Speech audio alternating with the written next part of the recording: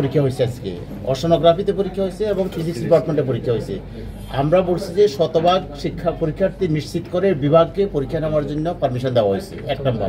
আর 2 নম্বর হচ্ছে যে ক্লাস নিয়মিতভাই চলবে, এখানে কোনো রকমের ইয়ে নেই। আমরা স্বাভাবিক নিয়মে স্বাভাবিক।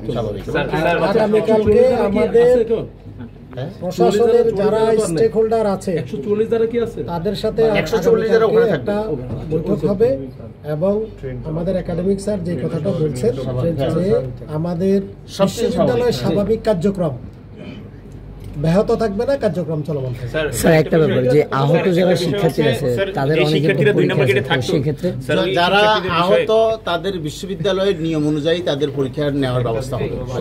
মানে তারা তো এখন দিতে পারেন, পরবর্তীতে তারা দিতে পারবে। বিশ্ববিদ্যালয়ের নিয়ম অনুযায়ী ব্যবস্থা নেওয়া হবে। আমরা অলরেডি স্যার যে শিক্ষার্থীরা 2 নম্বর গেটে থাকতো এখন তারা নিরাপত্তাহীনতা ভুগতেছে, তো স্যার এদের জন্য অল্টারনেটিভ কোনো কিছু ব্যবস্থা বা যে শিক্ষার্থীরা 2 নম্বর গেটে থাকতো স্যার তারা তো এখনো বাসায় মানে ক্যাম্পাসে থাকতেছে, তারা সেখানে থাকার জন্য আমরা অলরেডি কি বলে এলাকাবাসীর প্রতি চাপ দিচ্ছি, তাদের সাথে আমাদের কথা হয়েছে, তারা প্রয়োজনীয় সহযোগিতা করবে, পরিস্থিতি নরমালে আসবে। স্যার গতকাল রাতেও এমন দেখা গেছে যে বিশ্ববিদ্যালয়ের রেল ক্রসিং এলাকা বা 1 নং এলাকায় হচ্ছে শিক্ষার্থীদেরকে বাড়িওয়ালারা থ্রেট দিছে এবং বের করে দেওয়ার কথা বলা, এই ধরনের এরকম স্পষ্ট অভিযোগ আমাদের কাছে আসলে এটা আমরা ব্যবস্থা নেব।